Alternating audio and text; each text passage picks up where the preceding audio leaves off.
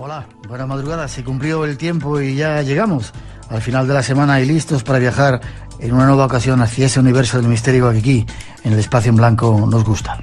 Y para hoy tenemos varias propuestas. Este verano vamos a estar con ellos. Nos visitaron hace tiempo, son unos representantes del pueblo huichol. Esta noche volverán a llenar de luz este estudio aquí en Radio Nacional y escucharlo porque ya veréis qué interesante. Después viajaremos por la historia para hablaros de una mujer que estuvo a punto de cambiar el mundo, muy poco conocida gracias a Alejandro Amenábar, que la rescató del olvido y de las sombras. Con una catedrática de historia os hablaremos de Hipatia, una historia apasionante. Y en el segundo tiempo daremos gracias a la vida con nuestro invitado y os hablaremos de algunos misterios de Buffalo Bill. ¿Sabéis que estuvo por aquí, por España? Ya veréis qué historia más curiosa. Será una emisión intensa que deseamos que disfrutéis en este verano español. Y comenzamos enseguida, nos vamos a México, donde estaremos, seguramente en este mismo instante, estaremos haciendo rituales mágicos y secretos con los huicholes. Vamos a descubrirlos.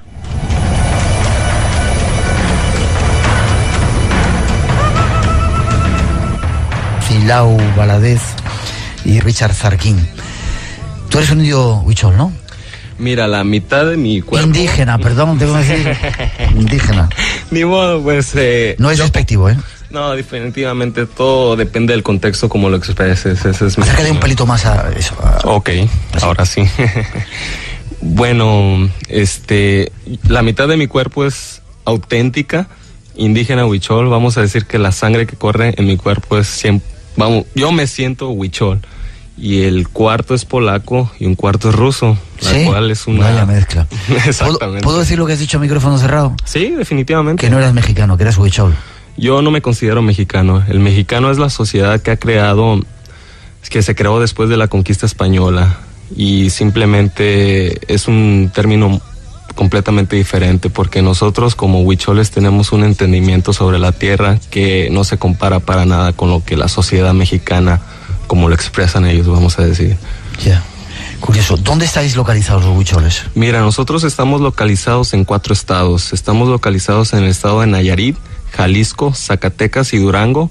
Es una sección donde los 4 estados se unen y estamos en las montañas de la Sierra Madre Occidental, muy escondiditos, y es por eso que nunca llegaron los españoles a conquistarnos. ¿Nunca llegaron? Nunca. Somos una de las pocas culturas en México que ha conservado las tradiciones, la cultura, pero sobre todo la lengua. Y solamente quedamos 8,000 en el mundo. ¿8,000? 8,000 personas. He leído en Facebook, en internet, que eran 43,000 los huicholes que quedaban. Quizás sí puedan ser 43,000, pero vamos a decir solamente 8,000 viven en los lugares de orígenes. Ya la mayoría de las personas que migran a las ciudades son personas que simplemente se han olvidado de la vida espiritual y se han convertido en materialistas, vamos a decir. ¿Tú dónde vives? Yo vivo exactamente donde tengo mi estudio de artes, en Santiago Ixcuintla, Nayarit. Es aproximadamente a 4 horas al norte de Puerto Vallarta. Estoy 4 días de la semana ahí y 3 días en Sayulita, que es un lugar pequeño pero turístico, también ahí mismo en el estado de Nayarit. Luego hablaremos de... Estáis tratando de abrir ese mundo vuestro para que la gente lo pueda visitar, ¿no? Sí, definitivamente. Luego hablamos con Richard, que nos va a contar un poco eso. ¿Cómo definirías a los huicholes? ¿Quiénes sois? Mira, en general, los huicholes somos unas personas que estamos relativamente conectados con la tierra. ¿Todavía? ¿Hoy? Todavía. Lamentablemente, ya con la influencia del mundo moderno, vamos a decir, el alcohol, para ser específico, ha sido una de las cosas que ha estado destruyendo nuestra cultura. Tal es la razón por la cual llevo yo 3 años sin ingerir ni siquiera una gota de alcohol. Pero afortunadamente hay personas como yo que de menos están haciendo un cambio y están tratando de mantener la cultura viva a base del arte y aprendiendo lo que es la misma cultura, ¿no? Ya. ¿Tú te dedicas? Sí, puedes hablar. José Miguel está aquí, puedes hablar. Estoy aquí, agazapado. Sí. No, yo sabes lo que pasa, que yo siempre he admirado mucho vuestra tradición, ¿no? Yo tengo un amigo que aprecio mucho, ¿no? Huichol, y es el que me enseñó, porque yo creo que una de las tradiciones más importantes vuestras es precisamente el uso adecuado de las plantas de poder, ¿no? Porque Pero no lo digo en el sentido morboso, sino en el sentido místico de las plantas de poder. Luego vamos a hablar de ello, si te parece que lo tenía preparado, para mí es un tema apasionante. Genial. Hay una cosa que he leído también en internet respecto a determinados rituales que hacían los indígenas huicholes en el momento del parto. El hombre está pariendo la mujer está pariendo, la mujer está pariendo, y el hombre, para acompañar ese dolor, dicen que se cuelga, y además hay estudios sobre ello, ¿no? Se cuelga en una viga, se ata los testículos, y la mujer, cada vez que siente dolor, tira de ello. ¿Es cierto esto? Eso es una mentira dominguera, como le llamamos en México. Eso es completamente falso. Fíjate que había estudios antropológicos, decían incluso. No, lamentablemente los antropólogos que han asistido a estudiar a los huicholes solamente los han estudiado por 2 semanas o máximo un mes. Pero hay personas que han dedicado su vida completa en estudiar a esta tribu. Tal es el caso de mi madre, Susana Valadez. ¿Tu madre? Sí, ella es una antropóloga que se graduó de la Universidad de Los Ángeles. Vino por 2 semanas a México para estudiar la cultura y terminó casándose con su materia de investigación, que vino siendo mi padre, el señor Mariano Valadez, un auténtico huichol. Qué curioso. Me definías a los huicholes. ¿De alguna manera sois una etnia diferente al resto de la gente que está a vuestro alrededor? Sí, quiero ser claro. Huichol es el término que nos dieron los mexicanos. Nosotros nos llamamos huirráricas. Ese es el término correcto. ¿Qué significa? Persona. Significa persona. Y ya el mundo exterior para nosotros son los teiwaris, que son las personas blancas o simplemente personas que no pertenecen a nuestra raza. Nosotros somos teiwaris. Exactamente. Ya. ¿Os habéis llevado bien con la gente de vuestro entorno? Yo siempre me he llevado bien por muchas razones. Porque yo desde que crecí siempre estuve rodeado de mi gente. Crecí viendo el arte, viendo los rituales, estando presente en ceremonias. Y pues siempre me han respetado, afortunadamente. Bueno, yo es que creo que en México hay mucho respeto por vuestra cultura. No. De hecho, sí, yo creo que sí. Yo creo que no. En unas partes sí, hombre, hay desde la parte institucional probablemente menos, pero sí en la parte mágica sí la hay. O sea, yo por lo menos entre los chamanes que he conocido siempre hablan de los huicholes como como de una gente muy entregada al espíritu y muy pura. Entonces, al menos no me estoy refiriendo al plano espiritual, al plano del día normal de México, pero sí entre la gente del espíritu de México sois muy respetados. Mira, te voy a decir una simple y sencilla razón por la cual yo creo que no lo respetan como es, porque el trabajo que ellos hacen, todo el tipo de arte que pueden ver, como lo que las pulseras que tú llevas ahí. Exactamente, siempre esta pulsera, vamos a decir, es un trabajo de 3 días y siempre quieren pagarlo como a 20, 30 pesos y no ofrecen más. Y el tipo de trabajo que ejercen los huicholes es trabajar en los cultivos de tabaco, donde están expuestos a pesticidas que rocean cuando ellos están trabajando adentro ellos mismos, y ha increíblemente matado a la mayoría de nuestra cultura. Esa es una de las razones. ¿De qué vive ahora los huicholes? Los huicholes vivimos del arte tradicional y de las grandes creaciones que hacemos y el colorido que manifestamos a base de nuestras obras. ¿Cómo son vuestros pueblos? ¿Cómo siguen siendo aldeas? ¿Cómo son? Mira, hay varias aldeas que ya han sido penetradas por las civilizaciones humanas. Tal es el caso de San Andrés Coamiata y Nuevo Colonia, donde ya hay acceso a carreteras. Inclusive el gobierno federal derribó unos templos ceremoniales que llevaban alrededor de 500 años sin siquiera pedir permiso alguno.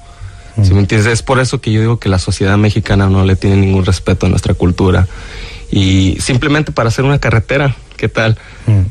Y hay comunidades tales de la cual proviene mi padre, que es Taimarita, El Limón. Ahí sí solamente llegas caminando. Eso es realmente una aldea huichol. Claro. ¿Tenéis energía eléctrica? ¿Tenéis agua corriente? ¿Tenéis, no sé, internet, de satélites? Como en Taimarita no hay acceso ni de luz ni de internet, pero lo que es Nuevo Colonia y San Andrés Coamiata ya está penetrado. Claro. Ya. Nos preguntan en muchos de los sistemas de comunicación que tenemos, ¿cuál es el papel de las mujeres en vuestra cultura? Te voy a dar mi definición, lo que yo he observado. El papel de la mujer es un papel importante debido a que la mujer es el único individuo que puede dar a luz.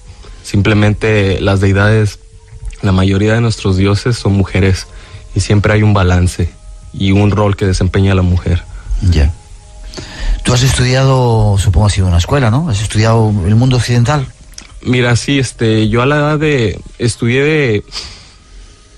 cuando me gradué de secundaria en México, me fui a vivir a Estados Unidos, a Berkeley, California, especialmente para poder aprender inglés y simplemente progresar. Pero esa experiencia simplemente expandió mi mente porque me di cuenta que había perdido mi alma. Y una vez que me miré en el espejo, simplemente supe que no era yo.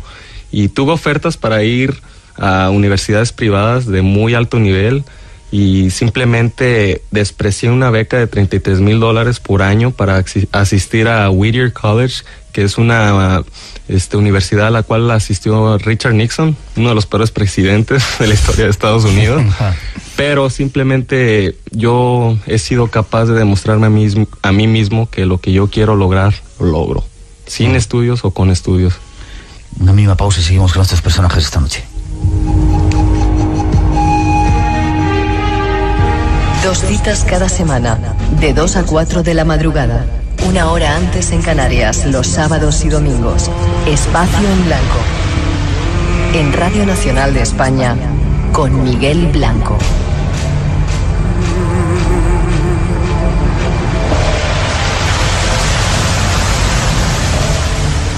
Seguimos adelante. ¿En qué creen los indígenas huicholes? He leído aquí que su religión consiste en 4 principales deidades: maíz, águilas, ciervos y peyote. ¿Es cierto? No solamente en eso, son de donde sacaste esa fuente, se le olvidaron incluir los 5 elementos, que viene siendo la tierra, fuego, aire, viento y espíritu, que es el elemental. Y es el elemento invisible. Pero ahí está. ¿No dejasteis que llegara la cristianización, los cristianos, que os metieran nuestros dioses, que os evangelizaran, ¿no? Sois un pueblo que os habéis mantenido un poco en ese sentido bastante puro. Mira, hay ciertos pueblos que ya han sido penetrados. Inclusive la lengua se comenzó a escribir después de que las personas evangelizadoras comenzaron a traducir lo que eran los rezos en huichol. Y pues sí ha habido invasión. Ya. ¿Seguís creyendo todavía en esos 5 elementos y en esos deidades que te he comentado? ¿Me puedes especificar bien lo que quieres saber, por favor? Sí, si seguís creyendo todavía en el maíz, en las águilas, en los ciervos, en el peyote, en el sol. Definitivamente. No es solamente eso, sino es la naturaleza en general. Es todo. ¿De verdad estáis tan cerca de ella como...?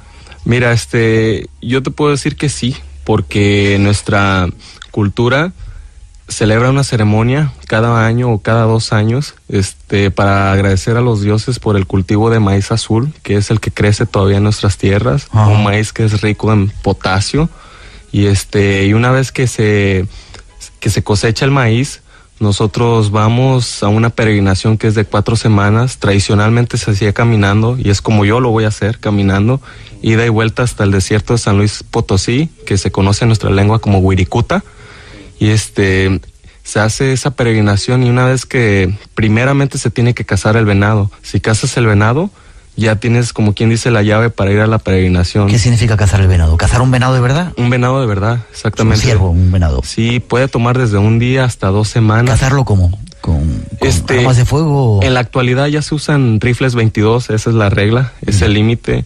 Yo quiero experimentar y simplemente vivir, y lo quiero cazar con una flecha. Con arco y flecha. Sí, yo tuve un sueño que mi abuelo, al cual nunca conocí, pero era un maracame o chamán, muy reconocido. Yo soñé que él, una vez, un individuo salió de un árbol y empezó a correr, se miraba muy primitivo, y con su mano zurda aventó una lanza y cazó el venado. Eso es de la manera original, y nunca había visto una fotografía de él, pero cuando me enseñó una fotografía de él, era la persona que yo había soñado. Lo había visto en los sueños. Exactamente. Cazas el venado, hacéis esa procesión hasta Wirikuta, hacia ese desierto ahí. Sí, y va en busca del peyote. Nosotros le llamamos en nuestra lengua jicuri, que es en sí el corazón del venado. Nosotros cuando comemos es el corazón del venado, debido a que a la figura del venado es el creador del universo. Como lo llamaba Tamatsi Kauyumari, es el venado azul. Se dicen que él fue el creador del universo debido a que sus cuernos actúan como antenas y receptores de las señales del universo. Y es por eso que cuando nosotros comemos el peyote, nos comemos el corazón del universo. Ya. Parece que hay un contrasentido matar al venado si es un ser para vosotros mágico. ¿Por qué lo matáis? Porque Caullumari así fue como creó la muerte. Se sacrificó a él mismo para brindar su corazón para que nosotros pudiéramos tener lo que es la medicina sagrada. Qué curioso. Hablemos un poco del venado azul. Está Richard ahí esperando para contarnos, y yo estoy deseando que nos cuente también historias. El venado azul, el peyote, ¿qué significa para vosotros? Dices que es el corazón del venado.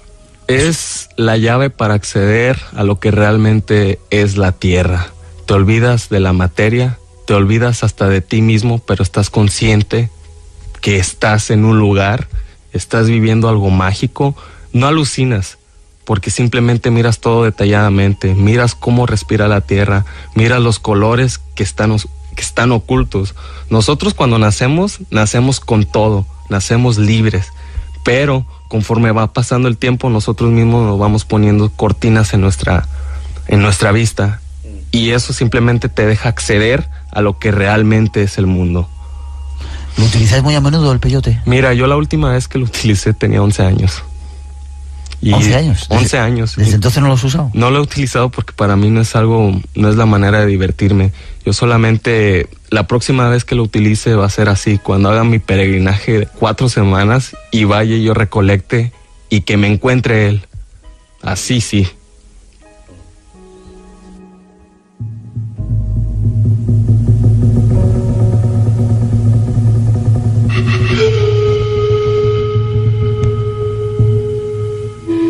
Déjame que hablemos un segundito con Richard, ¿vale?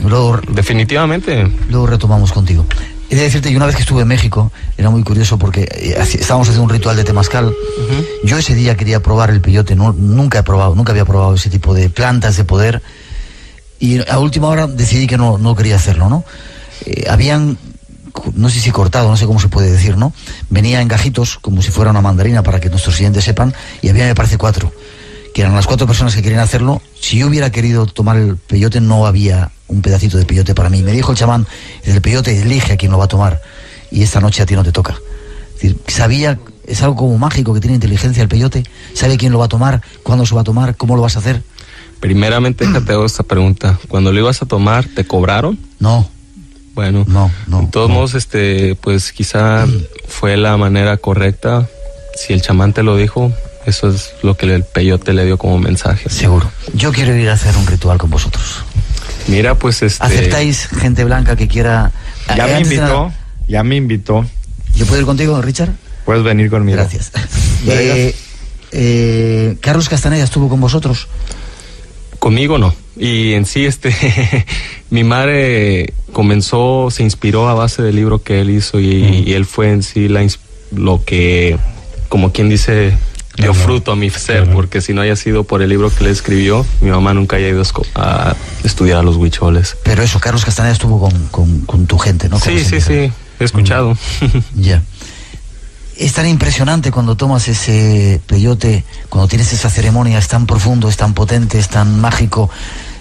Es tan impresionante que simplemente no hay ninguna palabra que pueda escribirlo. Simplemente es sentirlo, es vivirlo, es visualizarlo, es todo. Ya. Mucha gente dice o cree que son alucinaciones, y otra gente, cuando has vivido esa serie de experiencias, te das cuenta de que eso es realmente la realidad, y lo que estamos viviendo no tiene nada que ver con la realidad. Exactamente. Mira, yo sé lo que es una alucinación. Cuando tú miras un zapato flotando enfrente de ti y le tratas de pegar, sí, eso es una alucinación. Pero cuando tú miras mensajes, cuando tú miras los verdaderos colores, cuando tú miras que un árbol respira, eso no es una alucinación, porque pues así como el árbol depende de nosotros, nosotros dependemos de ellos. Y un árbol está vivo, no habla, pero está vivo. Ya. Lo que tú trabajas, esos colores, esas formas, ¿las sacáis de esa serie de ensoñaciones, de esas visiones? Yo pienso que no necesariamente es basado en eso, porque yo también he conocido artistas huicholes que quizá no lo han hecho, y a pesar de eso pues simplemente corre en la sangre, y es el hecho de que estamos conectados a la tierra y somos observadores de la naturaleza. Ese es el hecho que nos da la inspiración para poder hacer nuestras creaciones. ¿Tú a qué te dedicas exactamente? ¿Qué haces? Yo sé hacer todo tipo de manualidades huicholas, pero mi especialidad son las pinturas de estambre, las cuales tienen una base de madera. A esa misma base se le pone una mezcla patentada por mi padre, que incluye cera de abeja con resina de pino. La dejas congruente y vas dibujando con la uña del dedo pulgar, y se va llenando toda la tabla hasta que forras todo el espacio. Y en ese tipo de arte nosotros expresamos historias que han trascendido por más de 2500 años oralmente. Sí. Y nuestra escritura es visual, no es de palabras. Qué curioso. ¿Me puedes contar algo de cómo fue tu experiencia? En 2 minutos nos quedan. Cuando tomaste el peyote esa vez. Mira, la primera vez, no quiero sonar como una persona que es drogadicta, vamos a decir, como nos describen en el mundo. Yo tuve mi primera experiencia a los 4 años, y ya la segunda vez fue a los 11 años, debido a que yo he estado estudiando para convertirme en un maracame, lo cual es un chamán, y la persona que me dio a comer el peyote fue mi maestro don Pablo, y simplemente me dio la medicina, me dejó sentado enfrente de la playa y me dijo que alguien tenía que transmitirme algo. Simplemente yo me acuerdo que estaba sereno, no sentía nada, completamente nada, porque no sentía ni mi cuerpo. Y empecé a ver el mar, y en eso miré como una corriente de agua o energía que simplemente se acercaba a mí, y yo al mirar se miraba como agua, pero no, simplemente no sé cómo describirlo, pero era algo que me estaba viendo, y yo me dio miedo al principio porque pensé que era como un tipo de avalancha de agua. Y yo me traté de cubrir, y ya que miré que no pasaba nada, volteé y era como una forma de una mujer en agua. Y me empezó a hablar en mi lengua. En aquel entonces yo todavía no sabía nada de mi lengua, y empezó a hablar en mi propia lengua, y yo simplemente podía entender todo, pero era como digo, era un lenguaje visual. Sí. Tenemos que marcharnos, desgraciadamente. ¿Crees que es necesario vuestro conocimiento para el mundo de hoy, antes de marcharnos? Sí es necesario, porque tenemos que darnos cuenta que somos hijos de la tierra, y tenemos que respetar a la tierra como nuestra verdadera madre.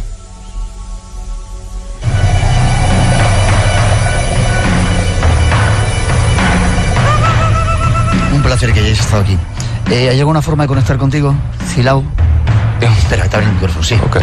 Sí, a base de mi correo electrónico. ¿Cuál es? Tomar nota. CILAU Cilau Huichol HUICHOL @hotmail.com. Y cualquier pregunta, por favor, siéntanse libres de contactarme. Gracias de corazón por haber estado en el programa. Gracias por la invitación. Un placer.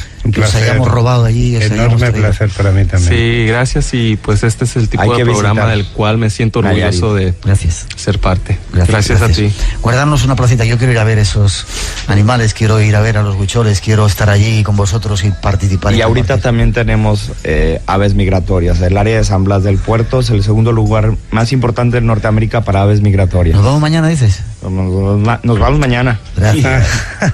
Nos vemos.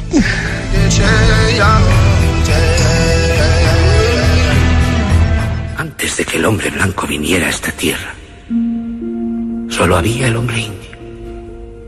El indio se dio cuenta que donde quiera que fuera, se veía enfrentado a algún enemigo. Le pidió al Gran Espíritu que le ayudara.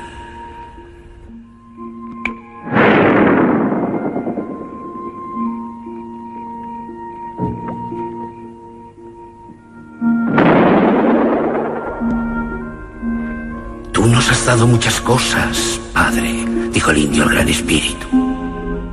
Pero no podemos pescar como el oso, ni cazar como la pantera. Danos alguna cosa que nos permita sobrevivir entre nuestros enemigos. ¿Magia? Magia, no. El poder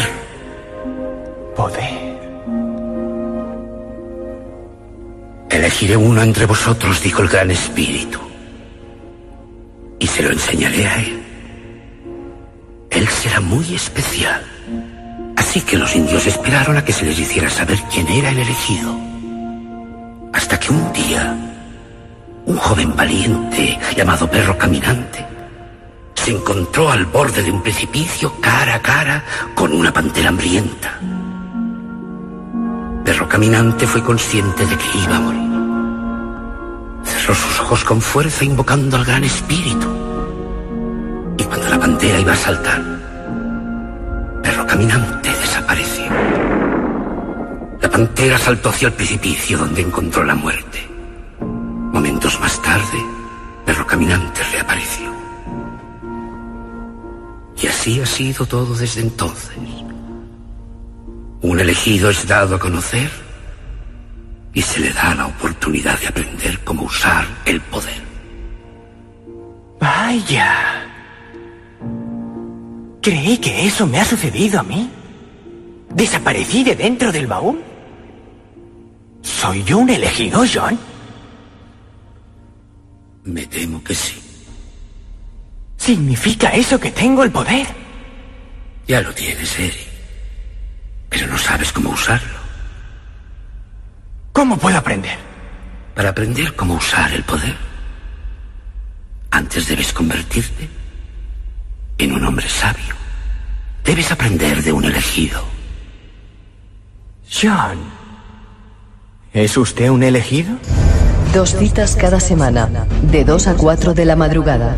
1 hora antes en Canarias, los sábados y domingos. Espacio en Blanco. En Radio Nacional de España, con Miguel Blanco.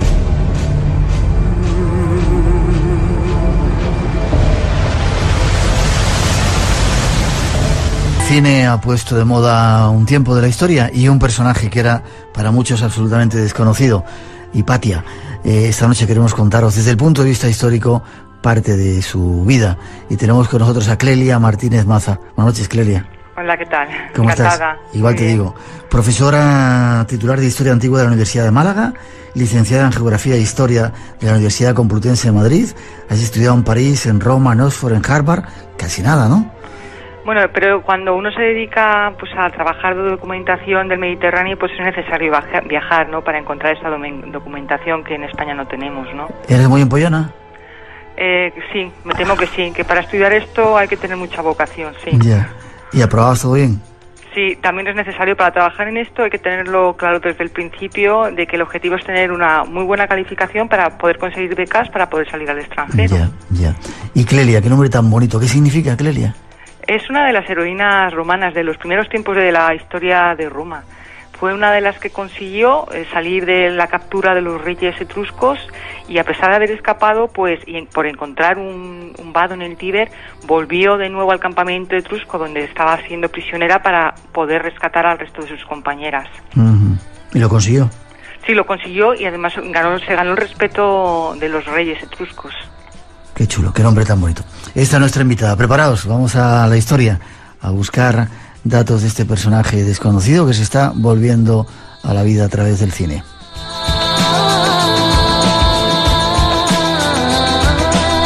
Clelia, vamos a situarnos, si te parece. Egipto, Alejandría, en un tiempo en el que las cosas estaban muy cambiadas, ¿no? Sí, en esta época, bueno, Alejandría es una de las principales ciudades del Mediterráneo. Es después de la capital de Oriente, de Constantinopla, la segunda ciudad más grande de la parte oriental. Allí tenían la sede pues los principales órganos administrativos del imperio. De allí salía el grano para abastecer a la capital. ¿Del imperio egipcio te refieres? No, del imperio romano. Estamos en época ya de finales de la época romana, casi a la caída del imperio. Lo que ocurre que en Oriente pues duró un poco más, ¿no? Y entonces de allí salía todo el grano para abastecer a la capital, a Constantinopla, y luego también pues era un foco intelectual, bueno, el foco intelectual más importante del momento, con una intensa vida cultural, con grandes intelectuales paganos y cristianos, una escuela filosófica que rivalizaba con la Academia de Atenas, sus médicos eran muy afamados, sus poetas fueron contratados por todas las cortes del imperio. Era, pues, como digo, una ciudad de una intensa vida cultural. ¿Ya estaba la biblioteca?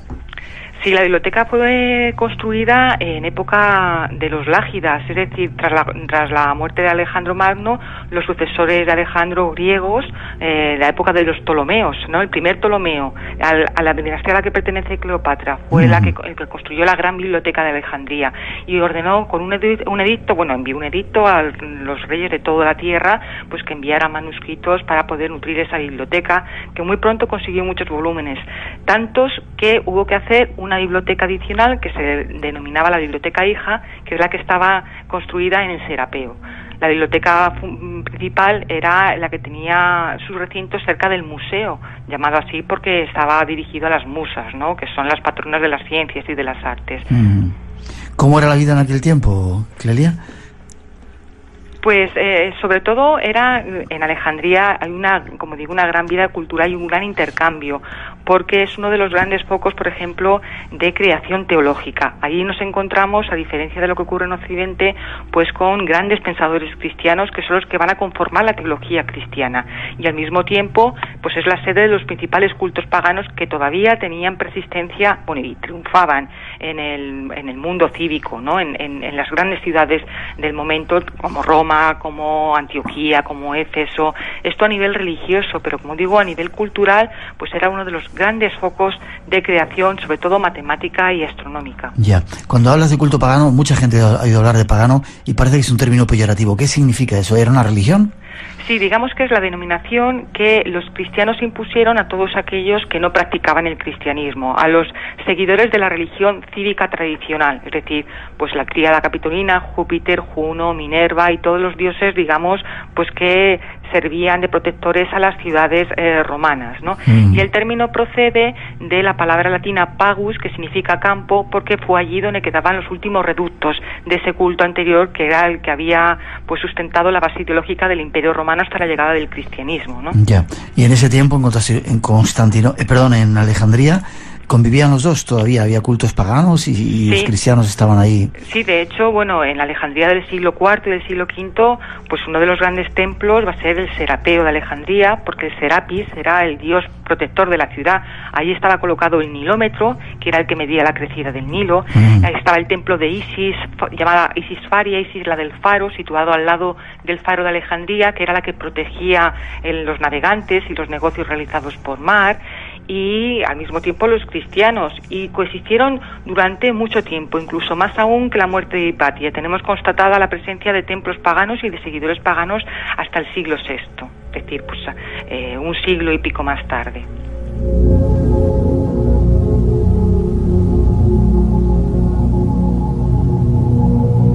En todo este desarrollo social surge la figura de Hipatia. Antes eran importantes las figuras de las mujeres en esa sociedad, o estaban relegadas también, como muchas otras culturas y muchos otros tiempos? Pues efectivamente, como dices, en esta época tanto paganos como cristianos estaban convencidos de que el sitio más adecuado para la mujer era su propia casa. La cocina. Sí, cuidar a la prole, controlar las tareas de los esclavos familiares si tenían esclavos, y todo para que su esposo, pues libre de las complicaciones de la vida cotidiana, pudiera atender las actividades públicas. Solamente las mujeres de elevada condición social pues podían disponer de recursos económicos para permitirse una formación especializada, y recibían una educación, pero siempre procurada por padres o esposos. Y siempre, incluso en estos casos, la educación solo servía para que la mujer desarrollara mejor su papel de esposa y madre, y que no actuara como una simple ejecutora de la voluntad del marido. Ya. Y en este clima surge Hipatia. ¿Quién era Hipatia? Hipatia es la primera mujer matemática de la que tenemos noticias ciertas. ¿De toda la historia? Sí, la primera, sí. Hay algunos nombres, por ejemplo, existe el nombre de Teano, que parece ser la mujer de un pitagórico, pero no queda constancia de su existencia con fiabilidad. Como digo, pues de la primera de la que queda recogido su nombre y sus aportaciones en las fuentes históricas posteriores. Y no fue una gran creadora en este campo, en el ámbito de las matemáticas y la astronomía, porque en esta época Alejandría no es una época de gran creación, sino sobre todo es una época en la que lo que se practica son los comentarios de las grandes obras de la astronomía y las matemáticas de la época de los Ptolomeos, precisamente. Pero estos comentarios son también muy importantes porque su función era pedagógica. El objetivo era facilitar a los alumnos pues poder comprender nociones muy complejas como las matemáticas. Pero incluso en estos comentarios Hipatia demuestra que fue una matemática excepcional, porque hay comentaristas mediocres y en cambio ella incorpora nuevas ideas que mejoran las teorías originales. Yeah. Pero además quería también recordar que Hipatia no solamente es astrónoma o matemática, sino que sobre todo las fuentes resaltan su labor como filósofa, ¿no? Una disciplina que en este periodo estaba muy unida a la astronomía, porque la astronomía se consideraba como la más científica de las iniciativas filosóficas. El mundo, estoy recordando estando en Alejandría, el mundo egipcio había desaparecido absolutamente. Esa influencia de los faraones, de los dioses egipcios, Isis, etcétera. Bueno, la religión no, porque también fue utilizada, instrumentalizada por los emperadores romanos. Bueno, desde la República Romana los emperadores romanos fueron utilizados pues para buscar campos de unión, ¿no?, con esa población vencida. Pero tras la muerte de Cleopatra, pues si recuerdas, con Julio César ya todo el Egipto pasa a ser anexionada como provincia romana y pasa a ser gestionada por la administración del Imperio Romano. Entonces, a partir de esta época es un imperio de dominación romana que durará 4 siglos. Lo que ocurre es que a partir del siglo IV, cuando se desgaja todo el Imperio Romano en 2 partes, la parte occidental con capital en Roma, la parte oriental tiene como capital Constantinopla y Alejandría y todo Egipto pasa a depender de esta segunda capital.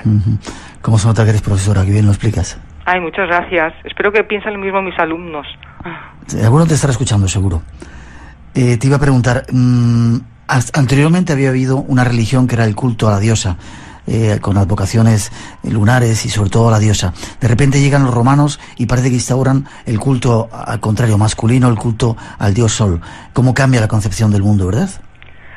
Sí, pero cambia mucho para que todo siga como está.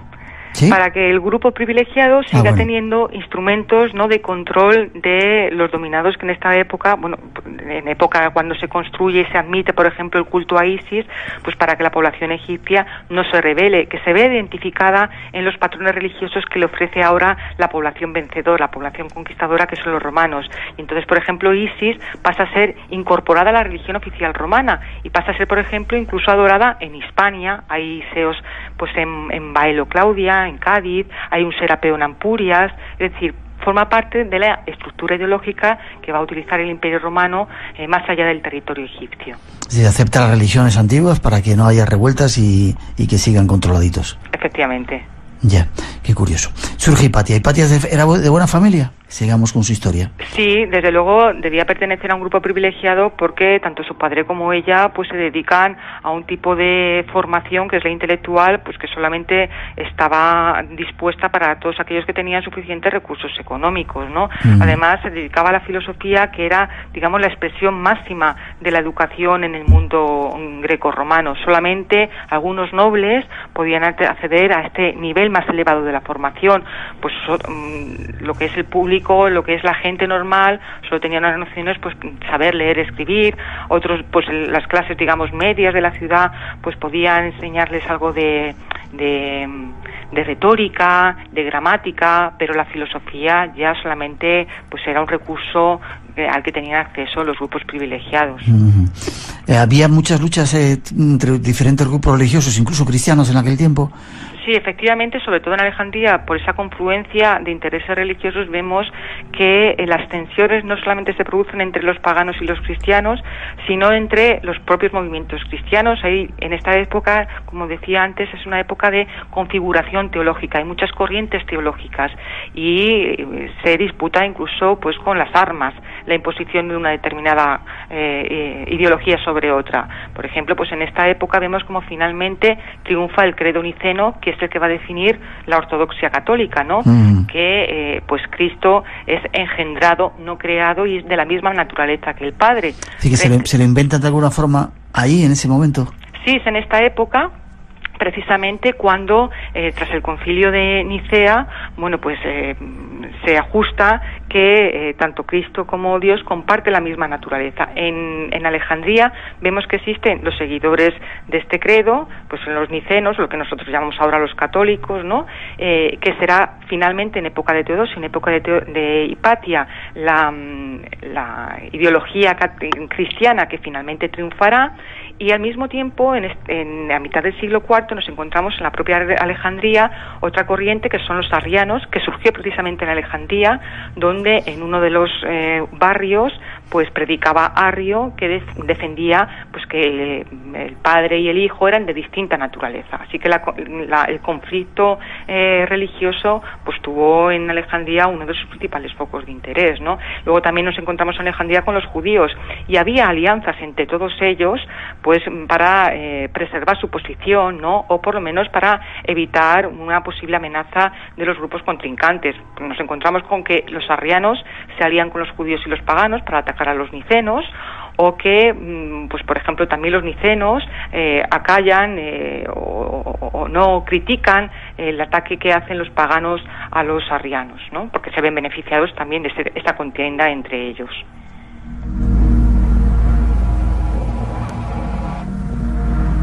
Es curiosa la historia, Clelia, cómo se escribe, ¿no? A golpe quizá de poder, de diferentes corrientes. Quien más poder tiene, más, no sé si por la fuerza o de otro tipo, son los que se van manteniendo e imponiendo al resto, ¿verdad? Sí, efectivamente, y en Alejandría es un buen ejemplo de ello. Ajá. Porque es escenario de ese juego de relaciones que es no religioso, sino sobre todo político, y la muerte de Hipatia no fue consecuencia de la lucha entre paganos y cristianos, o por lo menos esa no fue la causa profunda, porque lo cierto es que tras la muerte de Hipatia, paganos y cristianos van a seguir conviviendo. Hipatia va a ser más bien víctima de ese conflicto de intereses, de la rivalidad política. Ya, te iba a preguntar por qué muere, por qué eligen a ese personaje y acaban con él. ¿Porque era mujer? ¿Porque era filósofa? ¿Por qué? No, sobre todo porque Hipatia, como decía, pues va a ser una pieza clave en ese juego de intereses, ¿no? Sobre todo Orestes, el prefecto imperial, lo que pretendía era mantener la estabilidad de la ciudad, la paz de la ciudad.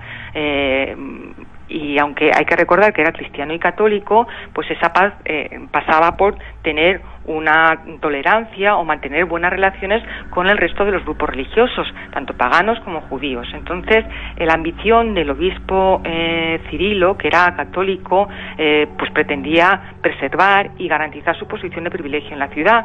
Y Orestes no tiene otro remedio que buscar el aislamiento del patriarca. Ofrece su apoyo a los cristianos, se aceptan como mediador Hipatia, y también pues de los paganos y de los judíos. Se trata en definitiva de conformar un grupo de presión con objeto de aislar a Cirilo. Hipatia, como decía, pues va a ser fundamental porque es un negociador estupendo, gozaba de un gran prestigio y reconocimiento como filósofa, y en esta época los filósofos servían, por ejemplo, de embajadores entre ciudades o ante la corte. Además, no se había comprometido activamente en la defensa del paganismo, pues era una pagana pues no recalcitrante como otros compañeros suyos. Mantenía muy buenas relaciones con la corte imperial, es decir, con la propia capital. Así que pues era una buena opción, como decía, pues para negociar con los cristianos y con los paganos. Y de hecho las fuentes cristianas posteriores reconocen, bueno, pues que Hipatia fue víctima de los celos políticos de Cirilo, y su muerte fue el acto final del enfrentamiento entre el poder civil de Orestes y el religioso del obispo. Ya. ¿Y quién la mató? ¿Los cristianos? ¿Cómo cuentan un poco la historia? Sí, la mataron los cristianos, no sabemos exactamente qué grupo, pero por medidas posteriores, medidas legislativas posteriores, los historiadores hemos deducido que tuvo que ser un grupo denominado los parabolanos, que era un grupo laico, es decir, pues eran miembros de la congregación que dependían directamente del obispo y que normalmente se utilizaban para servicios de asistencia hospitalaria. Como tenían que trabajar en el hospital, bueno, pues se trataba de individuos de una gran corpulencia física, y desde luego, como es un trabajo pues nada agradable, porque tenían que pues estar en contacto con enfermos, contagiados, infecciosos, y recogiendo los cadáveres, pues se supone que eran individuos de baja extracción social, y por lo tanto un instrumento muy manipulable en manos del obispo. De hecho, pues lo va a utilizar precisamente en todas sus contiendas. Va a ser el instrumento con el que resuelva las disputas que mantiene con el gobierno o con otros grupos religiosos, no solamente en Alejandría, sino fuera de la ciudad y fuera de Egipto.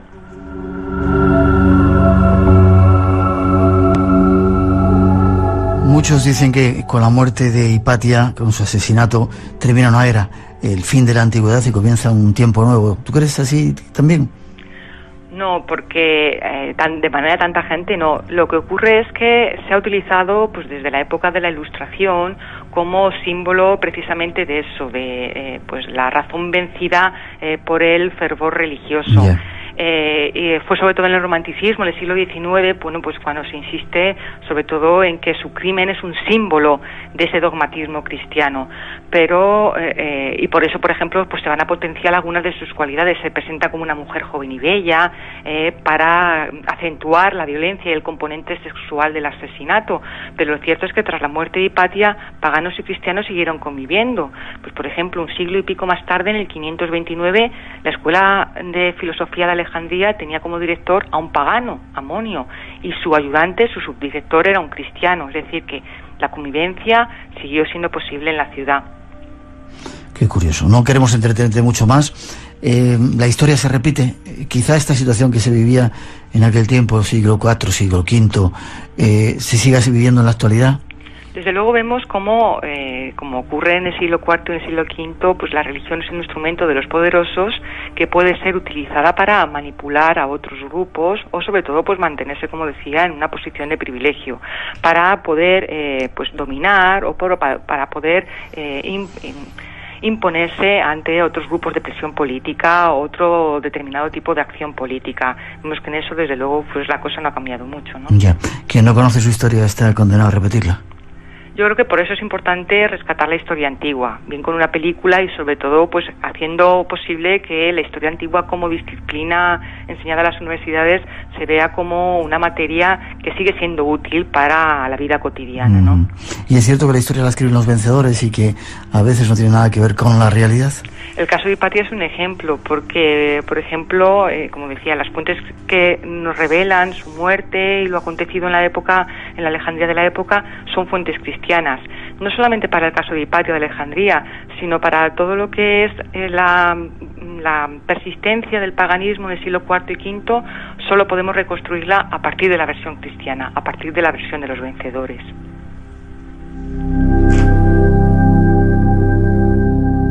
Hipatia de Alejandría, la última filósofa de la antigüedad, dice, murió de forma terrible, asesinada por una muchedumbre de fanáticos cristianos dirigida por el ambicioso obispo Cirilo.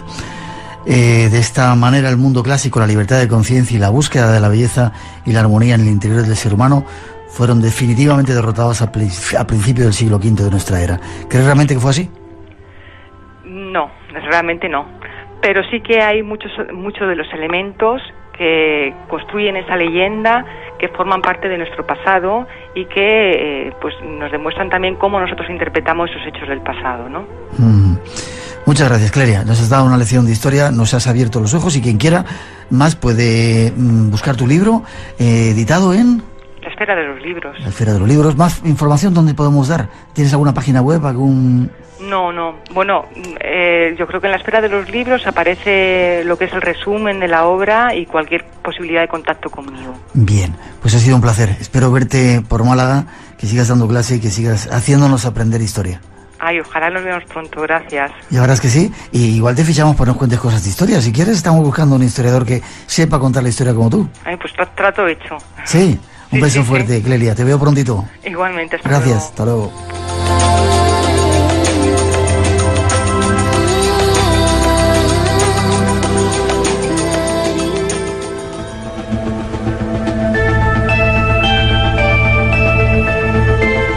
A toda prisa dejamos el sitio para nuestros compañeros de los servicios informativos. Llegan las noticias de las 3, las 2 en las Islas Canarias. Os dejamos con ellas. Enseguida regresamos. Buffalo Bill nos esperan y otras aventuras. Y mañana la emisión 200, las primeras 200 emisiones aquí en Radio Nacional de España con sonidos que no habéis escuchado. No os lo perdáis. Enseguida pasan algunos minutos de las 3, las 2 en las Islas Canarias. Traes la información. Aquí regresamos. Segunda hora del Espacio en Blanco se pone en marcha con temas que no debéis de perderos. Recordad que mañana celebramos las 200 primeras, habrá un programa especial, 200 primeras emisiones en esta nueva temporada del Espacio en Blanco aquí en Radio Nacional de España. Y si vosotros lo queréis, serán muchísimas más. Llevamos casi 3 décadas hablando de misterio. Fuimos el primer programa en España que lo hicimos a nivel nacional y ahí seguimos todavía contando historias y sobre todo buscando respuestas cada día con más oyentes, cosa que nos gusta en todas las partes del mundo. Las gracias a todos.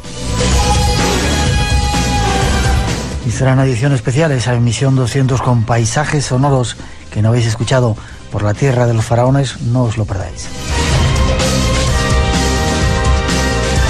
Pero por ahora seguimos, hay 2 temas, vamos a dar gracias a la vida, pero antes os vamos a contar historias de Buffalo Bill, que según dicen estuvo por España, ya veréis.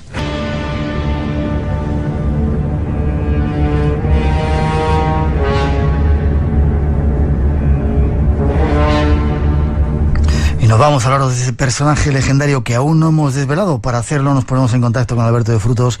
Buenas noches, Alberto. Buenas noches, Miguel. ¿Cómo estás? Aquí andamos, muy bien. Redactor jefe de la revista Historia de Iberia Vieja, y te dedicas a desentrañar eso, historias raras que hay por ahí, quizá desconocidas, o el otro lado de la historia, ¿no?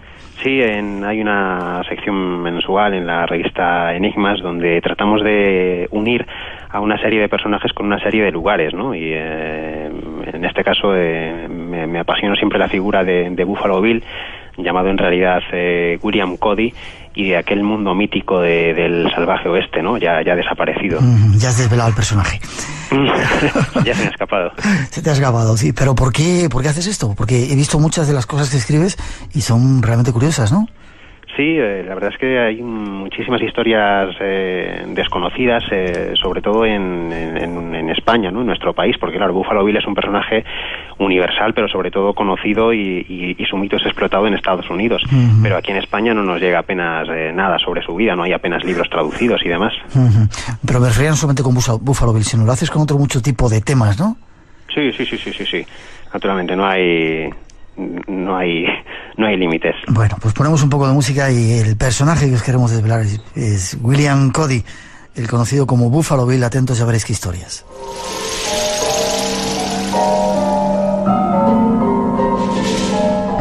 En primer lugar, Alberto, fue un personaje real, es decir, histórico, no es una leyenda, ¿no? Fue un personaje real, lo que pasa es que la leyenda y el mito se confunden en su vida, pero él había nacido a mediados del siglo, iba a decir del siglo pasado, ya no de hace 2 siglos, del siglo XIX, en 1845, había nacido en Iowa. Él fue huérfano desde muy temprana edad y hay una historia muy interesante sobre este tema. Su padre era un militante antiesclavista muy señalado y fue apuñalado en un mitin en el que precisamente defendía los derechos de los negros, de los esclavos negros, ¿no? Y yo creo que la muerte tan temprana de su padre le impuso a Buffalo Bill, que entonces no era Buffalo Bill, era sencillamente el pequeño William Cody, que tenía a la sazón 12 años, ser un chico muy despierto, muy vivaz, que tuvo que defenderse por sí mismo, salir adelante con muy poquitos medios, en la más extrema pobreza. Fue un chico muy ingenioso y muy pronto se vio envuelto en un mundo de mayores, en un mundo en transición, que era ese mundo del oeste que por un lado estaba rompiendo con los viejos esquemas del pasado y estaba inaugurando una nueva era. Y yo creo que él supo verlo ya desde muy joven. Ya, ¿cómo debía ser Iowa en aquel tiempo, verdad? Sí. Debían ser de los primeros blancos que llegaron a esa zona, los colonizadores, colonos. Sí, eso es. La verdad es que iba a ser una guerra decisiva e inapelable, ¿no? El hecho de que los indios vivieran en aquellas praderas junto con esos animales que se enseñorearon en ellas durante tantos siglos, los búfalos, y la presencia del hombre blanco impuso decididamente que hubiera un enfrentamiento. Alguien tenía que ganar y alguien tenía que perder, y bueno, las armas estaban de un lado y la inocencia estaba del otro. Qué pena, ¿no? Porque cómo cambiaron la estructura de toda una forma de vida, cómo destruyeron casi, o acabaron con casi la raza de los búfalos. Tremendo los blancos lo que hicieron por ahí, ¿eh? Sí. Y uno de esos personajes, uno de esos culpables, fue el propio Buffalo Bill. ¿Culpable? Te iba a decir que cómo entra en la historia Buffalo Bill. ¿Se entra en el ejército? Sí, bueno, efectivamente hay una fase también decisiva en la historia de América, que es la guerra de secesión americana, que se desarrolla entre 1861 y 1865. Él por entonces era muy joven, tenía 16, 17 años cuando empieza la guerra, pero ya se alista en el 63. pero ya antes él había ayudado a los soldados porque conocía muy bien el terreno, era un excelente explorador, un gran guía, ¿no? Entonces les llevaba por determinados territorios. Él entra en la historia de un modo también un poco legendario. Cuando tenía 23 años y haciendo de guía para unos soldados, conoce a un periodista que escribía novelas baratas del oeste, Ned Banzine, y que en busca de inspiración pues lo acompaña en una de sus batidas a la caza de Sioux. Y al calor de una hoguera es cuando Buffalo Bill le cuenta unas historias descabelladas sobre sus orígenes de explorador, sobre sus hazañas, sobre sus aventuras, ¿Que eran ciertas o no eran ciertas? La mayoría eran falsas, y ahí está la idea de que Buffalo Bill, ante todo, más que un asesino de indios, más que un cortacaballeras, fue un hombre del espectáculo. O sea, fue una máscara, un hombre que se paseó contando mentiras. Pero bueno, es que hay mucha leyenda en torno al oeste, no solo ya el personaje de Buffalo Bill, sino pues otros mitos fundacionales de la historia de América, como Daniel Boone o Davy Crockett, ¿no? El héroe del Álamo, ¿no? Hay unas historias fascinantes, ¿no? Entonces Buffalo Bill fue uno de estos personajes.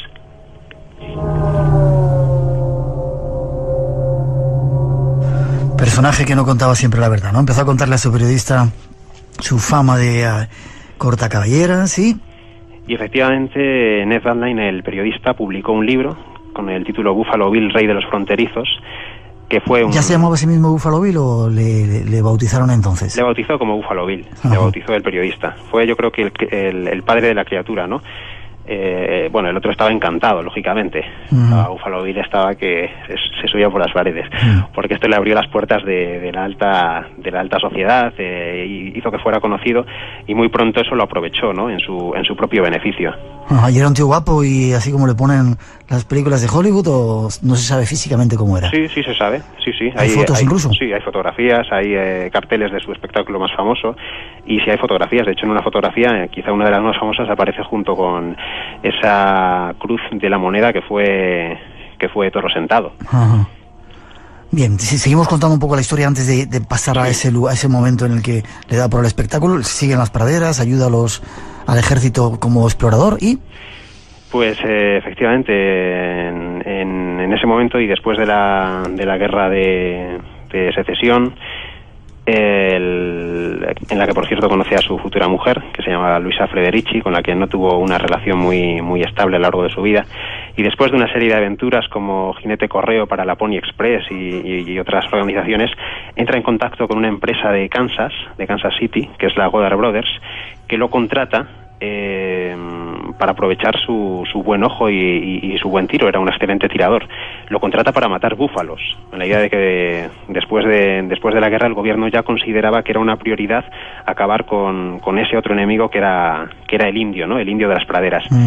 Entonces Buffalo Bill era un excelente tirador, conocía además muy bien el terreno, y la empresa esta, la Goddard Brothers, le pagaba $500 al mes por matar 12 búfalos diarios. Los descuartizaba y luego los cargaba en los vagones de la Kansas Pacific. 12 búfalos diarios. 12 búfalos diarios. Y $500 debía ser un soldazo en aquel tiempo, ¿no? Hombre, pues sí, no le iba mal la vida. Ya.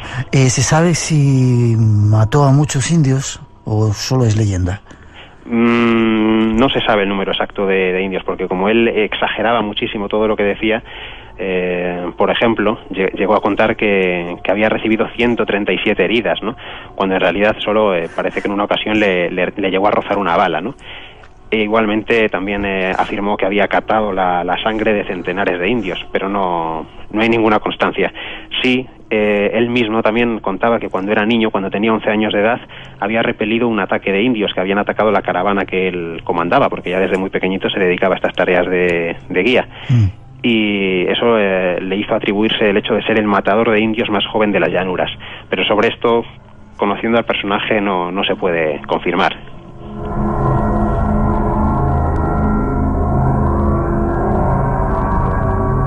Curiosas, estamos contando esta noche la verdadera historia de William Cody, ese conocido como Buffalo Bill. Luego, ¿qué ocurrió? Bueno, pues tras participar como excelente matador de búfalos, por cierto, y luego podremos decir que es una tarea de la que luego se arrepintió toda su vida. Sí, menos mal. Sí, Sí, porque la verdad que consideramos hoy que vivimos en un siglo tan ecológico, tan en defensa de los animales, nos parece una atrocidad lo que hizo, y lo es, desde luego.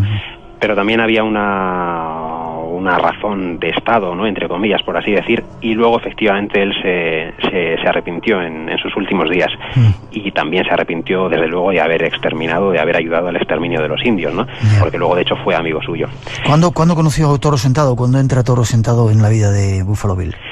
Bueno, pues cuando ya Buffalo Bill era un personaje bastante popular, había salido el libro sobre su vida y obra, y ya se dedicaba más o menos a la caza del búfalo. Él mismo, Buffalo Bill, comprendió que el oeste era un museo, era en realidad un museo, ya no era nada vivo, era algo muerto. Y él vio que antes de que desapareciera por completo, tenía en su mano la oportunidad de convertir ese museo en un espectáculo itinerante, que fue su famoso espectáculo, el Wild West Show, el show del salvaje oeste.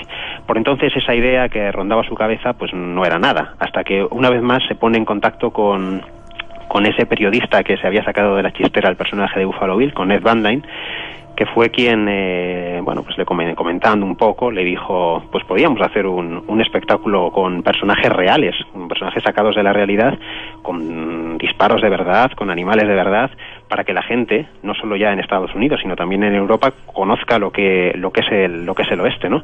Y fue entonces cuando ese tiempo que parecía perdido se recuperó a través de este espectáculo, y fue entonces cuando conoció a personajes tan representativos como Toro Sentado.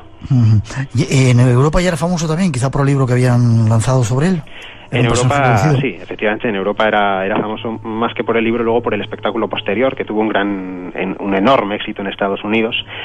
El hecho de que se representara al aire libre, en escenarios naturales, de que participaran más de 1000 actores, ¿no?, en cada uno de estos espectáculos. ¿1000 actores? Sí. Era una superproducción, ¿no? Era una Cleopatra del Oeste aquello.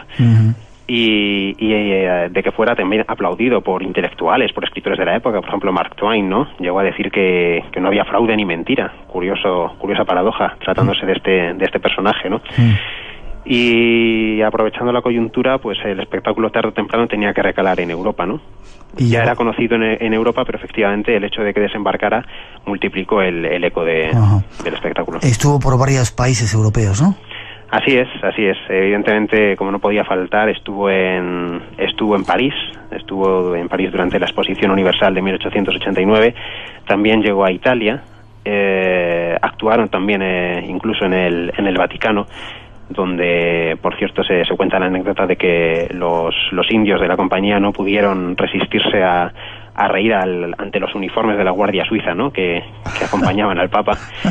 Y también estuvo en Inglaterra, donde hay, por cierto, una novela gráfica muy conocida de Alan Moore, que se llama Desde el infierno, From Hell, en la que Alan Moore reconstruye los asesinatos de Jack el Destripador. Y es que los asesinatos de Jack el Destripador coincidieron con la estancia de la compañía de Buffalo Bill en Londres, ¿no? No me digas. Eso es, por lo que sorprendentemente, o no tan sorprendentemente, y dado el poco aprecio que tenían desde la metrópoli a ese país emancipado, y sobre todo a los indios, ¿no?, pues llegaron a acusar a los indios de la compañía de William Cody, de Buffalo Bill, de estar detrás de los asesinatos de Jack el Destripador. Qué curioso.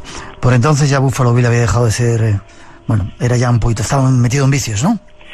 Bueno, le daba la bebida. Le dio de siempre a la bebida. Era... En fin, era el típico hombre del oeste, vaya. El hombre de la cantina, ¿no? Bueno, sí... Es otro más de sus defectos. Ya. Llegaron a España, no se sabía, yo no sabía que habían estado en España, en Barcelona concretamente. Eso es. Pero rodeado detrás de mucha historia extraña, ¿no? Como maldiciones, como cosas raras que ocurrían alrededor. Sí, de hecho se habla de la maldición española de Buffalo Bill. Llegaron a España después de haber estado en París durante 6 meses, en el año 1889, recalan en España en las Navidades de ese mismo año, de 1889, con tan mala fortuna que en aquella época en Barcelona se sufría una epidemia de viruela y cólera, que desde luego afectó a la propia compañía. Sí. Además de que en España las condiciones en aquella época, o en Barcelona, en la ciudad condal, eran muy insalubres, tampoco acompañaba las temperaturas, hacía muchísimo frío, en fin, las condiciones no eran buenas, ¿no? Y el hecho de que el origen de esta misteriosa maldición podría encontrarse, aunque bueno, sobre esto también hay muchos que lo podrían discutir, ¿no? Podría encontrarse en que nada más llegar a la ciudad condal, el empresario teatral que llevaba la compañía, en el mismo muelle de Barcelona, ante la estatua que hoy, por cierto, desde luego permanece, la de Cristóbal Colón, pues hizo un elogio, ¿no?, a la figura de Cristóbal Colón, a la estatua de Colón, del descubridor de América, lo que suscitó el recelo de uno de los indios de la compañía, que no dudó en exclamar: «Día maldito para nosotros», cuando descubrió América. Y a partir de ese momento se empezaron a suceder los fenómenos extraños. ¿Qué tipo de fenómenos, Alberto? Bueno, el fundamental es que la epidemia de viruela y de cólera se cebó muy en particular con la compañía de Buffalo Bill, que hasta entonces había triunfado allá por donde iba, tanto en Londres como en París, en fin, con los problemas típicos que podía suscitar. Había gente a la que no le gustaba su espectáculo y gente a la que sí, pero en Barcelona se dio la circunstancia de que su espectáculo fracasó de todas.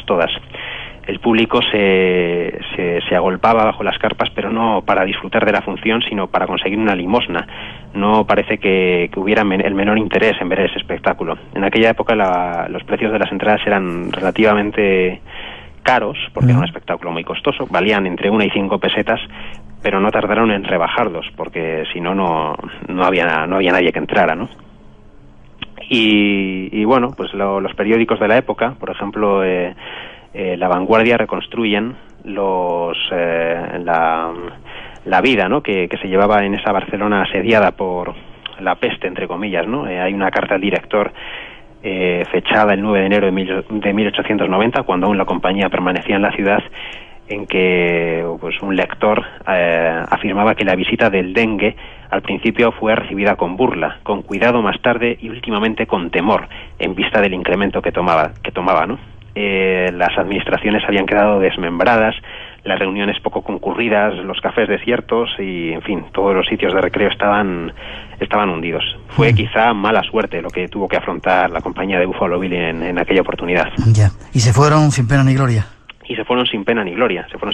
Después de haber estado, además, como es lógico, en cuarentena. Y con otra historia cuando menos curiosa, ¿no?, y que tiene cierta relación con lo que he comentado antes de Jack el Destripador, y es que parecía que la maldición acompañara a los indios de la compañía de Buffalo Bill. Sucedió que en la barriada barcelonesa de Gracia desaparecieron en extrañas circunstancias 2 niñas, al mismo tiempo que la compañía de Buffalo Bill se encontraba en Barcelona. Y una vez más los barceloneses acusaron, en este caso a los indios, de habérselas comido. Lógicamente Buffalo Bill lo desmintió, ¿no?, muy enfadado. A punto de terminar esta historia que nos está contando Alberto de Frutos. ¿Regresaron a Estados Unidos? ¿Regresó con su compañía de Buffalo Bill? Sí, efectivamente, después de haber estado en Barcelona y después de haber afrontado la cuarentena, que no se levantó hasta enero de ese 1890, un mercante los llevó hasta Nápoles y ya continuaron la gira, y una vez más ya volvieron a Estados Unidos, donde, bueno, con más éxitos o más fracasos continuaron su gira.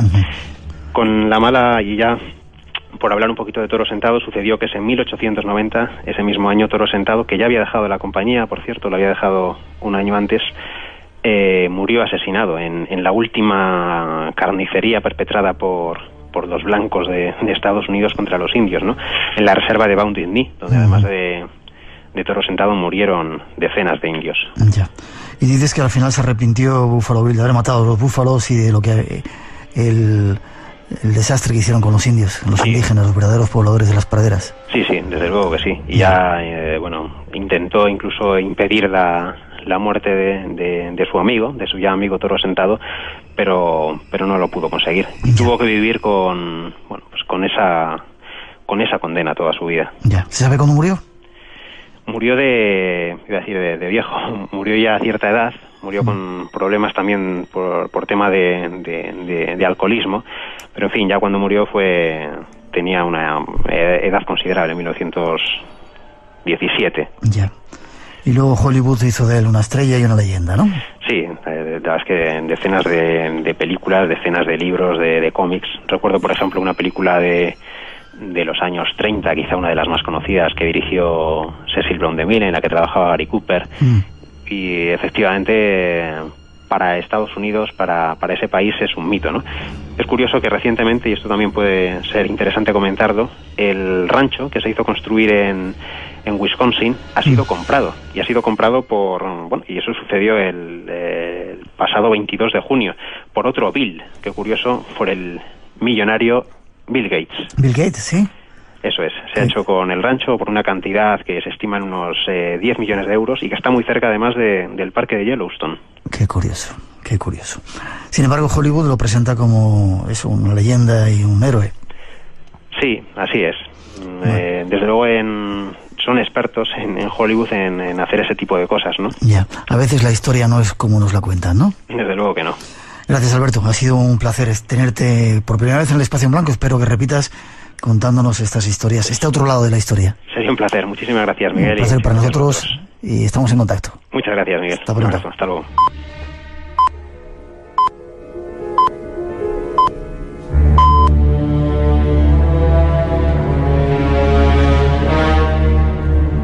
Si te gusta el misterio y lo desconocido, tienes una cita con nosotros. Espacio en Blanco, en Radio Nacional de España, con Miguel Blanco.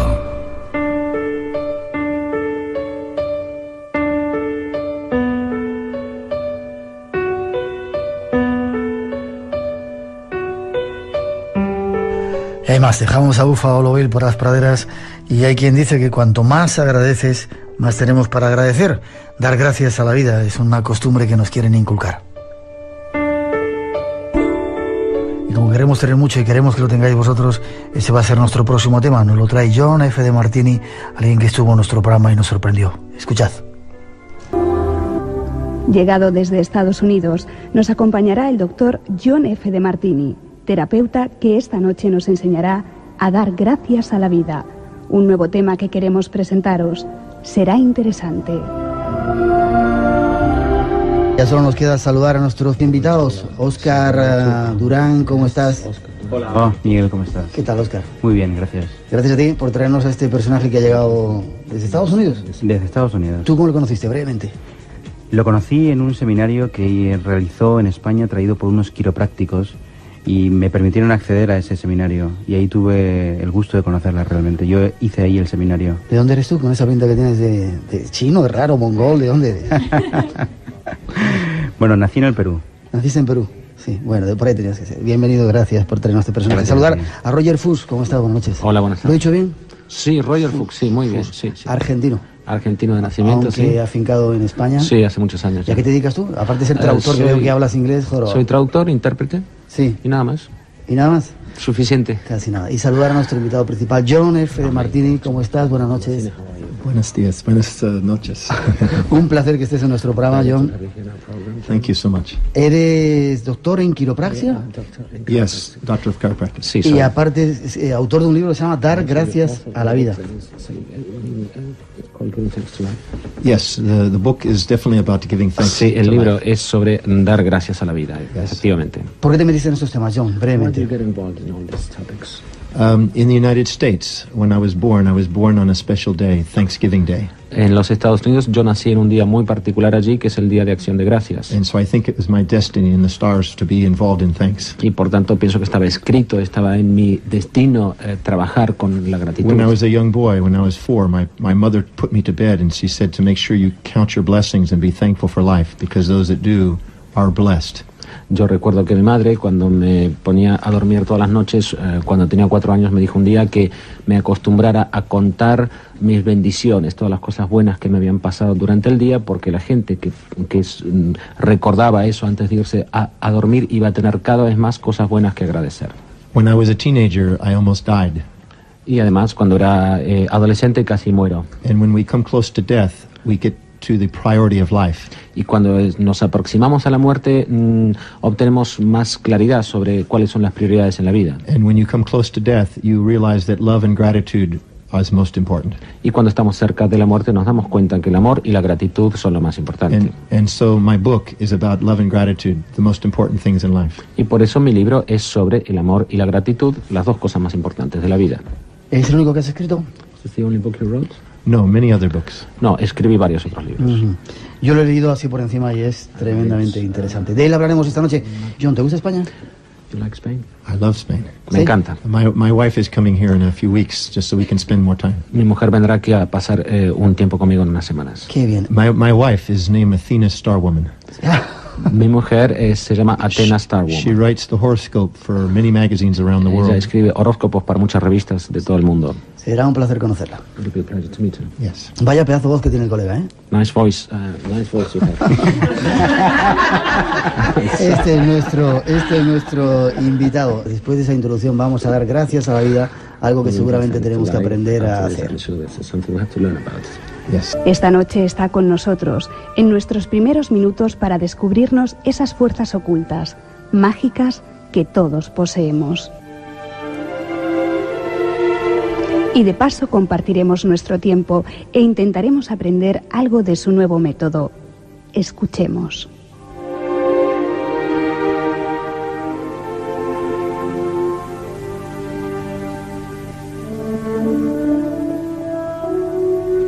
John, tú dices en tu libro que la gratitud y el amor pueden curar. Me lo explique, por favor. When we have gratitude and love, our hearts and our minds and our brains become synchronous.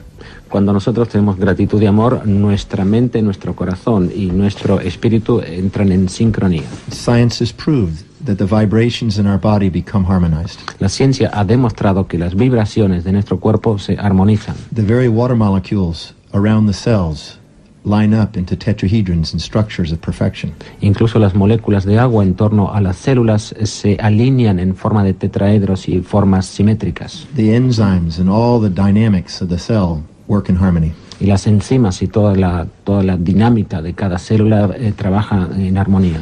Throughout the ages, miracles have occurred when people were grateful and felt the spiritual calling of love. Desde tiempo inmemorial se sabe de milagros que ocurren cuando la gente siente gratitud, y estos son los que llaman milagros de amor. Our greatest gifts of life occur with gratitude and love. It is life itself. Y los más grandes regalos de la vida se dan cuando hay gratitud y amor. Es la vida misma. Science has shown that when we have gratitude and love, our cells give off light. La ciencia también ha demostrado que cuando tenemos o sentimos gratitud y amor, nuestras células emiten luz. We truly have bioluminescence. Me parece que te van a colocar el micrófono, ¿no? Sí, te quieren colocar el micrófono ahí para que... Perfecto, sí. Sorry. I say we truly have bioluminescence. Y que auténticamente somos emisores de luz. What the ancients called the aura is true. Lo que los antiguos llamaban el aura es algo real. No quiero cortarte, pero como tenemos poco tiempo en esta primera intervención, tú dices que hay que agradecer los sufrimientos. Pero yo también tuve una ocasión en la que estuve a punto de morirme. Hay millones de personas que están sufriendo. ¿Cómo se puede cambiar el sufrimiento? ¿Cómo se puede agradecer el sufrimiento para transformarlo? Muy difícil. In every event, there's always two sides. En cada circunstancia, en cada evento, hay siempre dos aspectos, dos lados. When we only see one side, we see an illusion. Cuando vemos solamente un aspecto, estamos viendo una ilusión. The great theologians say, "Where is God not?" Los grandes teólogos preguntan, ¿dónde no está Dios? We must not live in only one-sidedness. Y no debemos vivir viendo solamente un aspecto. We must see both sides. Sino debemos ver los dos. When we do, we become grateful.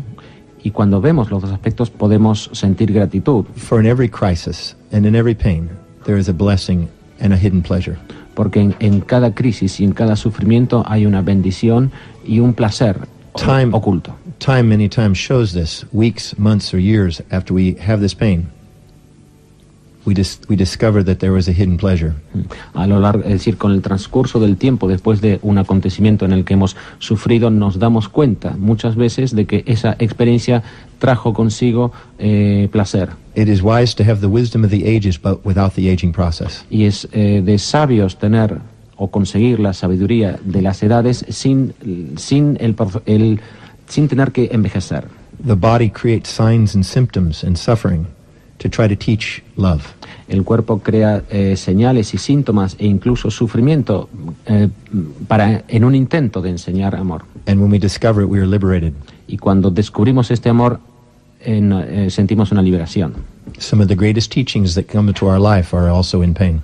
Algunas de las mayores enseñanzas que tenemos en la vida se dan en un contexto de dolor. It breaks our myths and helps us discover the truth. Porque el dolor destruye los mitos y nos ayuda a descubrir la verdad.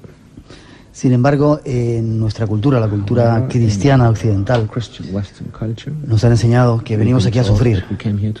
Pero un sufrimiento no para aprender, sino para pasarlo mal, porque esto es una especie de purgatorio. ¿Por qué es así? ¿Por qué no nos enseñan que las cosas son de otra manera? When we deny the presence of God and we do not experience Christ, cuando negamos la presencia de Dios y no experimentamos, no sentimos a Cristo, and we have a myth about our life, y cuando entretenemos un mito sobre nuestra vida, entonces es cuando sufrimos. But in the moment of grace and gratitude for life, pero en los momentos de gracia y de gratitud hacia la vida, the truth sets us free of this suffering. La verdad nos libera de este sufrimiento. We do go to the next. Y vamos a lo siguiente. And this is how we grow. Y así es como crecemos. From one level of myth and suffering to the next. De un nivel de mito y sufrimiento al siguiente. So we may remain our humbleness to divinity.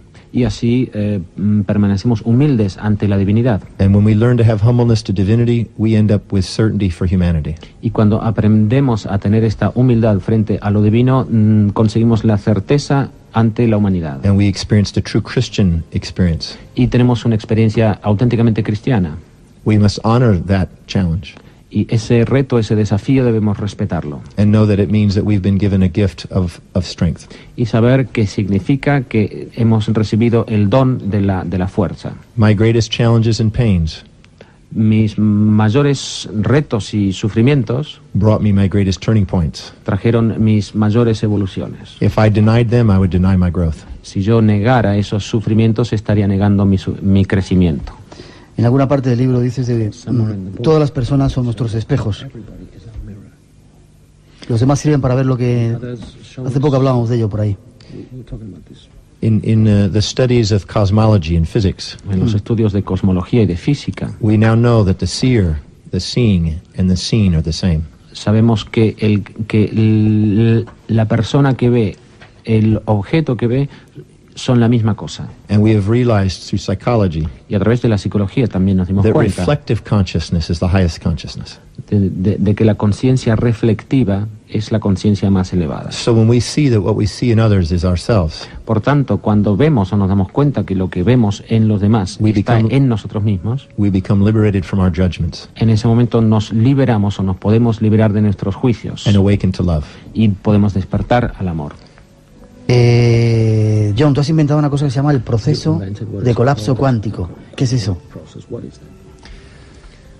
In the study of physics, since I was 18, I've been studying physics, cosmology. Estudiando física y cosmología desde los 18 años. I discovered that in the quantum, which is light, y me di cuenta de que en la unidad que se llama cuanto, que es luz, which is made of waves, que está compuesto de ondas, that there was a principle called the collapse process. Hay un principio que se denomina el proceso del colapso. When you took two complementary opposites, like positrons and electrons, cuando coges dos opuestos complementarios como positrones y electrones, and you merge them together, y los fusionas, you birth light. Sale luz.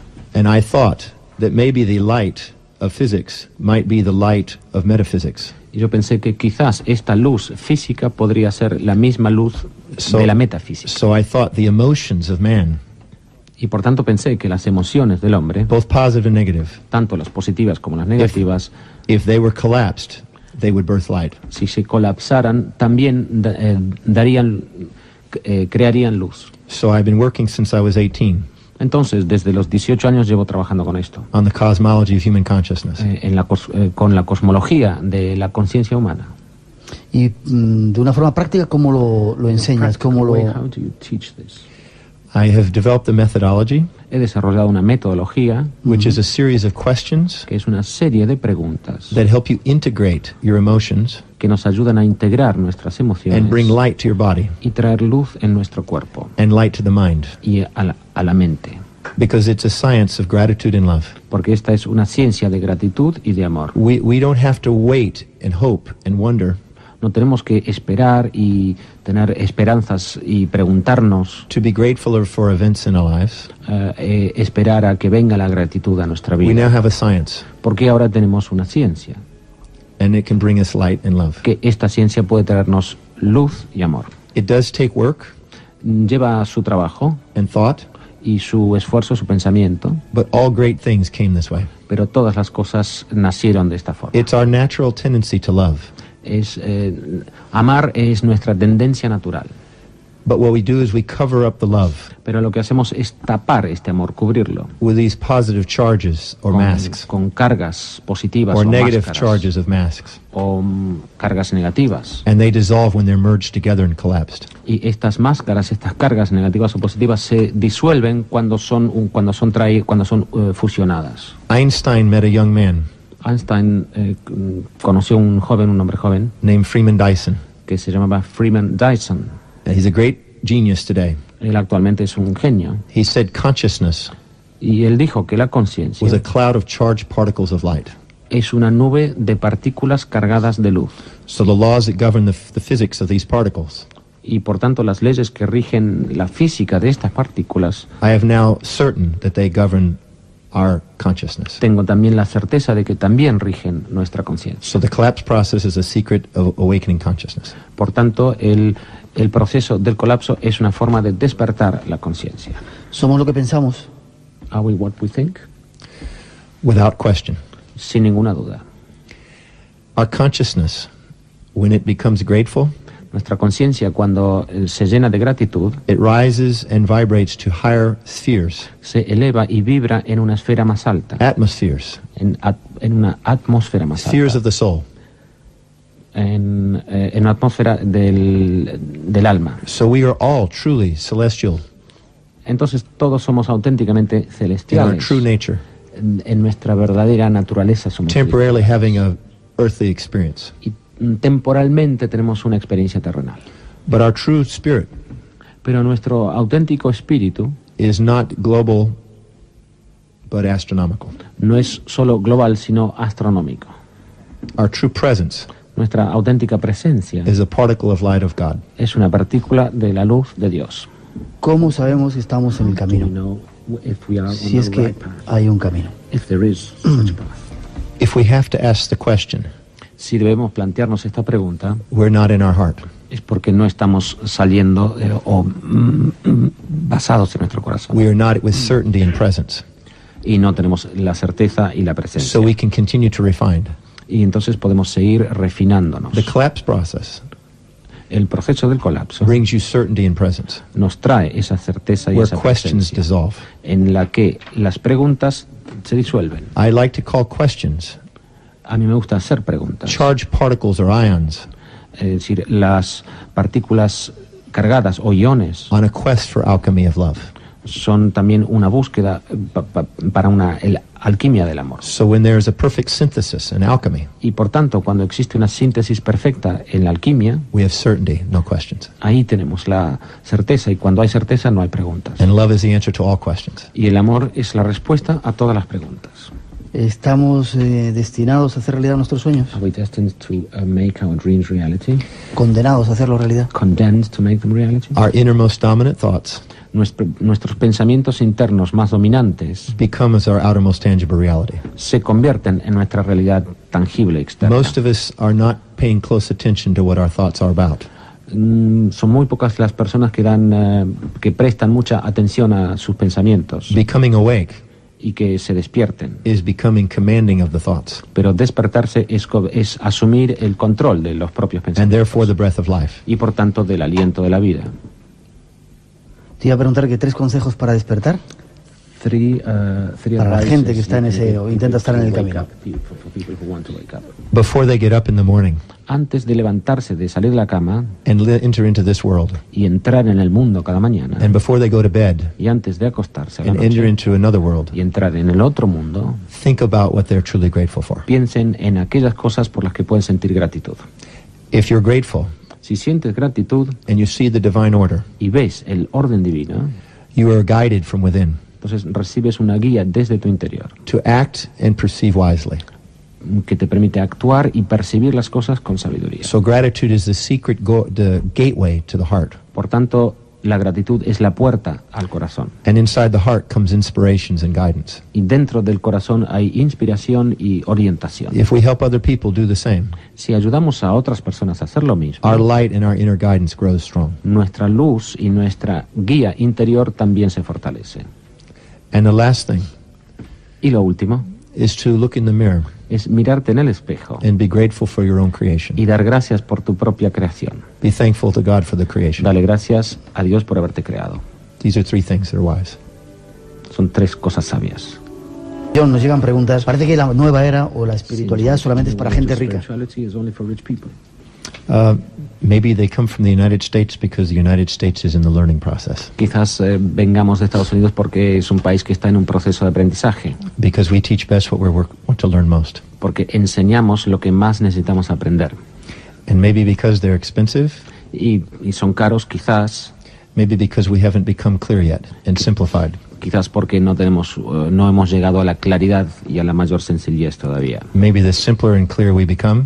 Quizás cuando tengamos más claridad y sencillez. Maybe the simpler the fees. Quizás los honorarios, los precios serían más simples también, más sencillos.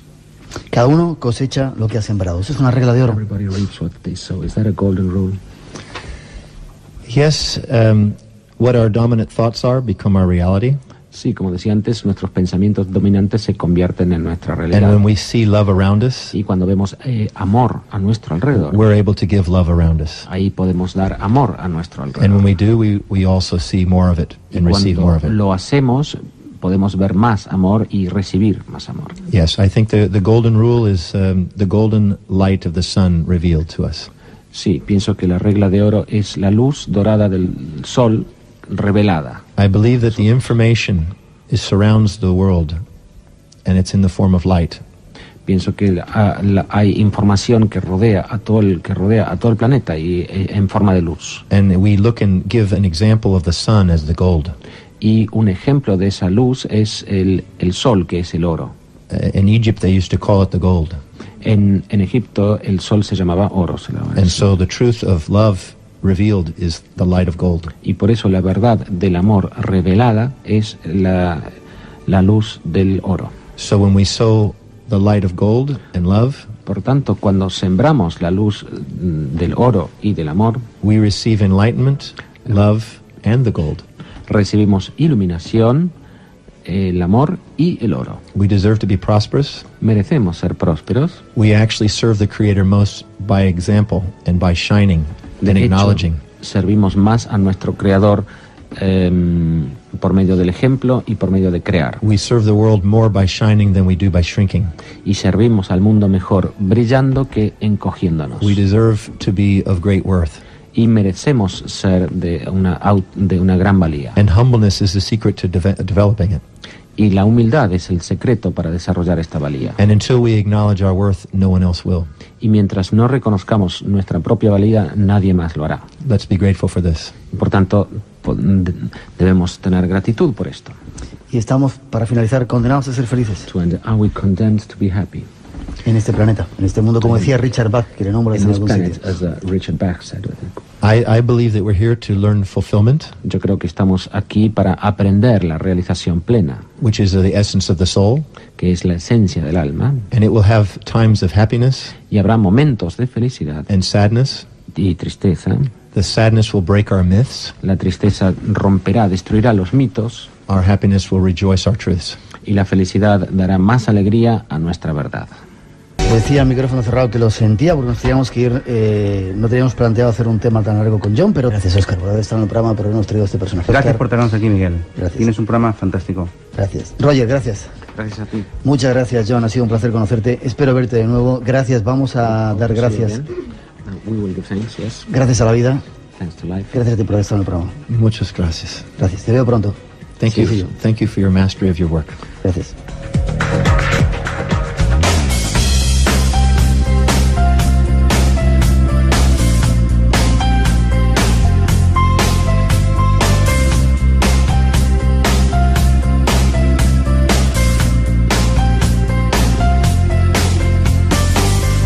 Y agradeciendo a la vida todo lo que nos da, sobre todo también por estar aquí a estas horas compartiendo con vosotros.